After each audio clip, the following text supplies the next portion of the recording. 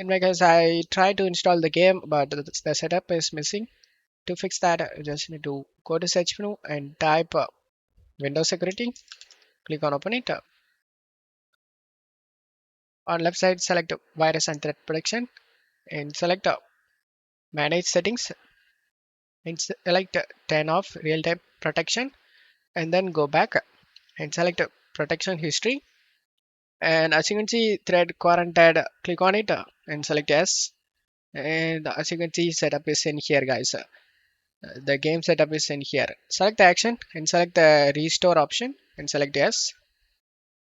And now the setup has been restored.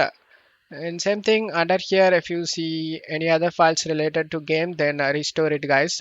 And then go back and select manage settings.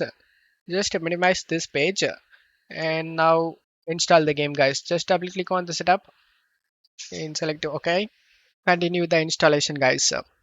After the game install done, you just need to go back to Windows Security we minimized before and then scroll down and select add or remove exclusions and select yes and select add an exclusion and select folder.